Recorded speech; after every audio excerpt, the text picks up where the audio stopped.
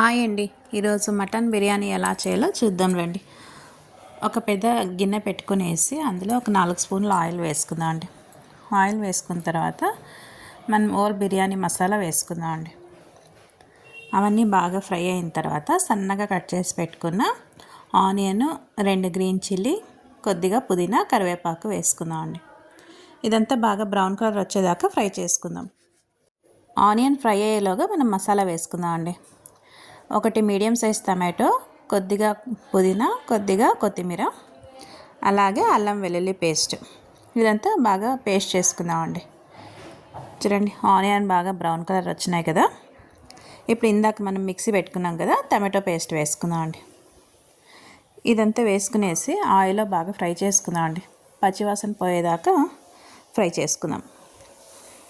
కొద్దిగా వాటర్ వేసినాను, ఆ జార్ కడిగేసి. ఇది మొత్తం ఆయిల్లో బాగా ఫ్రై అవ్వాలండి. చూడండి, ఇదంతా బాగా ఫ్రై అయింది కదా. ఇప్పుడు 1 స్పూన్ కారం, 1 స్పూన్ ధనియా పౌడర్, అలాగే ఒక 1/2 స్పూన్ పసుపు,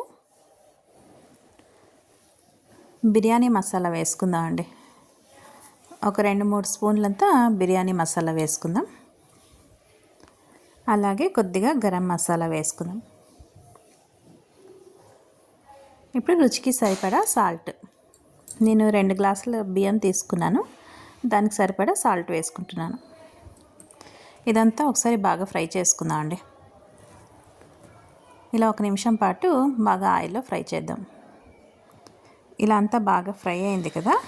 ఇప్పుడు 1 కప్ అంతా పెరుగు వేసుకుందాం అండి. ఇలా పెరుగు వేసుకునేసి ఇంకొక నిమిషం పాటు బాగా ఫ్రై చేసుకుందాం అండి. చూడండి, ఇలా అంతా బాగా ఫ్రై అయింది కదా.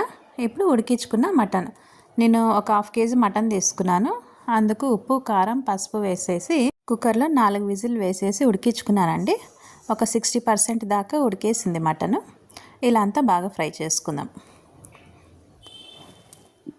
ఇదంతా ఒకసారి బాగా అంతా కలుపుకునేసి ఒక 2 నిమిషాలు మూత పెట్టి మగ్గించుకుందాం అండి. చూడండి, ఆయిల్ అంతా బాగా వస్తుంది కదా, సపరేట్ అవుతా ఉంది. ఇప్పుడు ఇంకొకసారి అంతా బాగా కలుపుకునేసి వాటర్ వేసుకుందాం అండి. నేను 2 గ్లాసుల బియ్యానికి 4 గ్లాసుల వాటర్ వేసుకుంటున్నానండి. మన కుక్కర్లో అయితే 3.5 గ్లాసుల వాటర్ అయితే సరిపోతుంది. ఇప్పుడు నేను పాత్రలో చేసుకుంటున్నాను కదా, అందుకు నేను 4 గ్లాసులు వేసుకున్నాను. ఇప్పుడు నానబెట్టుకున్న బాస్మతి రైస్ వేసుకుందాం.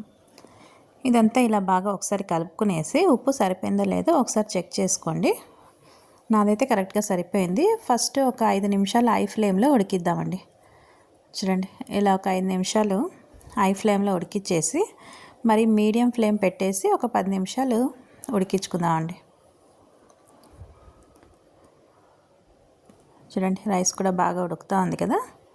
ఇప్పుడు అంతా ఒకసారి బాగా కలుపుకునేసి ఇంకా లో ఫ్లేమ్లో పెట్టేద్దామండి. ఇంకొక 10 నిమిషాలు లో ఫ్లేమ్లో పెట్టేస్తే మనకి మటన్ బిర్యానీ అయితే రెడీ అయిపోతుందండి. చూడండి, రైస్ బాగా చక్కగా ఉడికింది కదా, బాగా పొడిలాడుతూ కూడా వచ్చిందండి. మీరు కావాలంటే కుక్కర్లో కూడా వేసుకోవచ్చు, కానీ ఈ టేస్ట్కి కుక్కర్లో చేసుకున్న టేస్ట్కి డిఫరెంట్ ఉంటుందండి. ఇలా బాగుంటుంది, ఒకసారి ఇలా ట్రై చేయండి. చూడండి, ఇప్పుడు వేడివేడిగా సర్వ్ చేసుకుందాం. టేస్టీ మటన్ బిర్యానీ అయితే రెడీ అయిపోయిందండి. మీకు ఈ వీడియో లైక్ అవుతే లైక్ చేయండి, షేర్ చేయండి, కామెంట్స్ చేయండి, సబ్స్క్రిప్షన్ చేసుకోండి. రైస్ కూడా బాగా పొడిలాడుతూ వచ్చింది, మటన్ కూడా బాగా ఉడికేసిందండి. Thank you.